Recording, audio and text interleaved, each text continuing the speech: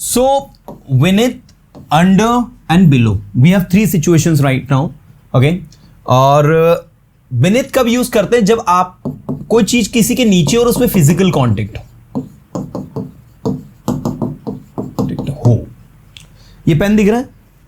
ये पेन को मैंने ना बुक के नीचे रख दिया, इस पेन को मैंने टेबल पर रख दिया और इसके ऊपर बुक रख दी। मैंने कहा वेयर इज पेन, तो आपने कहा pen is beneath the book. तो आपने बिनीथ क्यों कहा?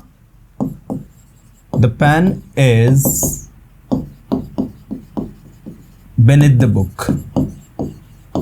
पेन जो है वो बुक के नीचे है, तो बिनीथ आपने लगाया क्योंकि पेन का और बुक के बीच में फिजिकल कांटेक्ट है।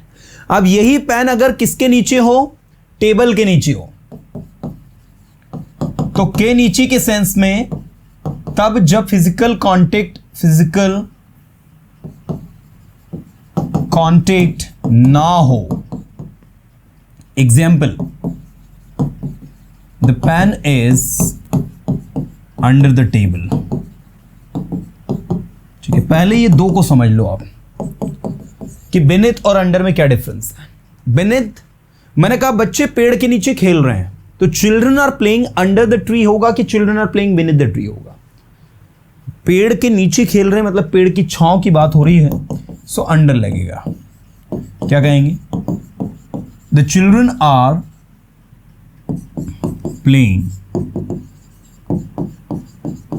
Under the tree. The children are playing under the tree. तो ये देखो, अंडर द ट्री, ट्री के नीचे आपने ये लगाया, अंडर द ट्री, ट्री के आगे आपने अंडर लगाया। लेकिन मैंने कहा वह हमेशा तकिए के नीचे चाकू रख के सोती है ताकि उसको बुरे सपने ना आए। क्या कहेंगे? She always keeps a knife under the pillow की beneath the pillow? Beneath the pillow.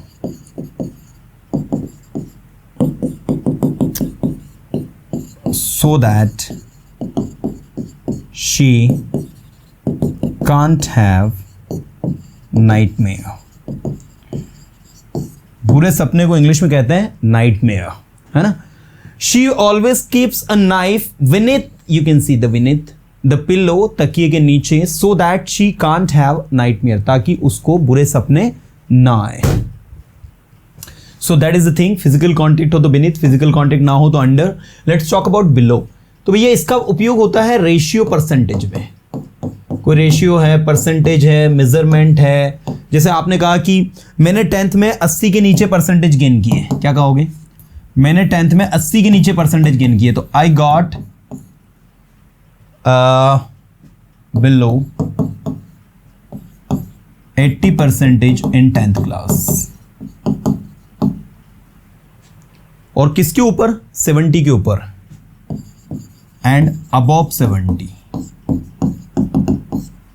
ये अबव आपको आगे पढ़ाएंगे हम। तो I got below 80 and above 70% in 10th class. आप चाहो तो इतना प्रपोजिशनल फ्रेज को उठा के लास्ट में रख देना कि I got below 80 and above 70% in 10th class. ये बन गया आपका कि मैंने 10th क्लास में जो है 80 के क्या कहोगे, 80 के नीचे और 70 के ऊपर परसेंटेज गेन किए। तो ये कॉन्सेप्ट आप अपने दिमाग के अंदर फिट कर ले और इसके अकॉर्डिंग सेंटेंसेस बनाओ। देखो आपको सारी की सारी चीज़ें समझ में आएंगी और कोई डिफिकल्टीज आपको आएगी नहीं, कोई प्रॉब्लम आपको आएगी नहीं। आप चीज़ों को समझ जाओगे, उनके प्रैक्टिकल यूजेस समझ जाओगे और फिर आपको लगेगा यार इट्स क्वाइट ईजी, है ना? सो रेशियो परसेंटेज में आपको बिलो लगाना है। तो अब मुझे बताइए कि क्या आपको बेनेथ, अंडर और बिलो के बीच में अंतर समझ में आया, है ना? अगर ये तीनों के बीच में अंतर समझ में आ गया आपको, तो आई गारंटी आपको अबव और ओवर के बीच में भी आ ही जाएगा, क्योंकि अबव और ओवर जो है वो ऐसे ही काम करते हैं, अबव एंड ओवर। हालांकि ओवर के बहुत सारे यूज हैं। ओवर जो है ना बहुत सारा मीनिंग देता है, ठीक है? अगर ओवर पर आप रिसर्च करोगे, सो ओवर आपका जो है नाउन भी है, ओवर आपका प्रपोजिशन भी है, ओवर आपका एडवर्ब भी है, ठीक है? लेकिन हम किस में पढ़ रहे हैं ओवर को? प्रपोजिशन में। जो क्रिकेट वाला ओवर होता है 1 आवर 2 आवर्स 3 आवर्स, बोलते हैं ना 3 आवर्स आर लेफ्ट, 3 ओवर और बचे हैं, तो क्रिकेट वाला जो ओवर होता है वो नाउन होता है। तो हम जो पढ़ रहे हैं प्रोपोर्शन वाला पढ़ रहे हैं, जिसका मतलब होता है के ऊपर। क्या होता है? के ऊपर। और ऐसे ही अबव का मतलब भी होता है के ऊपर। अब जब कोई चीज कहीं पर ऊपर हो और उसके बीच में जो डिस्टेंस हो वो अनइवन हो, अनइवन मतलब कैसे? जैसे आप यहां पर हो, ये आप हैं, और कोई प्लेन यहां से उड़ के जा रहा है ऐसा ऐसा करके, तो आप क्या कहोगे? एक प्लेन उड़ के जा रहा है मेरे सिर के ऊपर से, a plane is flying over my head होगा कि अबव माई हेड होगा? अबव माई हेड या अबव मी भी आप कह सकते हो, ठीक है, क्योंकि प्लेन का और आपके बीच में जो डिस्टेंस है वो अनइवन है, बहुत ज्यादा डिस्टेंस है पहली चीज तो, और कोई एग्जैक्ट नहीं है। लेकिन आप ये हैं और यहां जस्ट आपके ऊपर जो है एक पंखा चल रहा है, तो आप क्या कहोगे? अ फैन इज वर्किंग या fan is running over my head. ठीक है, कुछ मक्खियां उड़ रही हैं आपके सिर के ऊपर, तो क्या कहोगे? Some flies are flying over my head. बोलो, some flies are flying over my head या some flies are over my head, कुछ मक्खियां मेरे सिर के ऊपर है ना, इस तरीके से।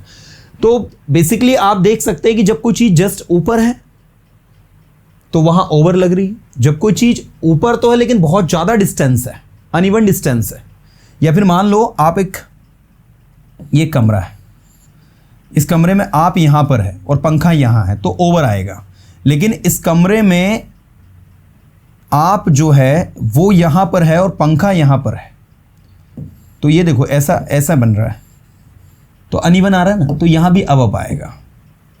तो जस्ट ऊपर आता है तो ओवर, और जब ऐसे होता अनइवन, आपका अनइवन हो तो ओवर आता है। इसके अलावा ओवर के और भी काफी यूजेस हैं। जैसे मैं आपसे चाय पर बात करूंगा, I will talk to you over tea, तो ओवर टी मतलब क्या होता है? चाय के दौरान चाय लेते हुए। कल रात को मैंने मेरे फादर से इस बारे में डिनर पर बात की, एक टॉपिक है जिसके बारे में आपने डिनर पर बात की, तो आप क्या कहोगे? लास्ट नाइट, ये यस्टरडे नाइट या last night, I talked to my father. ठीक है, last night I talked to my father, ठीक है, over dinner about this topic. About this topic मतलब इस टॉपिक के बारे में। Last night I talked to my father over dinner about this topic. ठीक है, तो I talked to my father, मैंने अपने फादर से बात करी ओवर डिनर, डिनर पर, अबाउट दिस टॉपिक, इस टॉपिक के बारे में। So this is actually over dinner. Over dinner मतलब डिनर पर, है ना। तो कल रात को मैंने अपने फादर से बात करी, तो over dinner, over lunch, over breakfast, over tea, इन सब के साथ भी ओवर का उपयोग करते हैं, है ना। तो ये आपका ओवर है, उम्मीद करता हूं आपको समझ में आया होगा। और ओवर आपका नाउन में कैसे यूज होता है? ये एडजेक्टिव भी है आपका, ठीक है। एडजेक्टिव में भी कैसे होता है देखो, आपको नाउन में बता। नाउन में तो कौन सा वाला ओवर हो गया? क्रिकेट वाला।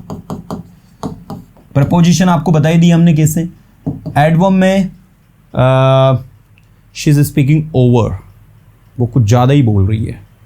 शी हैज़ डन ओवर, उसने कुछ ज़्यादा ही कर दिया है। तो ज़्यादा के सेंस में ओवर होता है एडवर्ब में।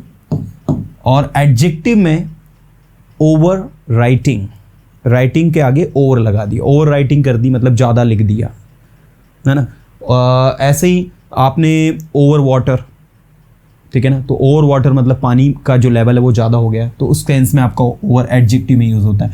मतलब एक ही वर्ड ओवर आपका जो है नाउन भी है, प्रपोजिशन भी है, एडवर्ब भी है और एडजेक्टिव भी। लेकिन हम चूंकि किस में पढ़ रहे हैं उसको?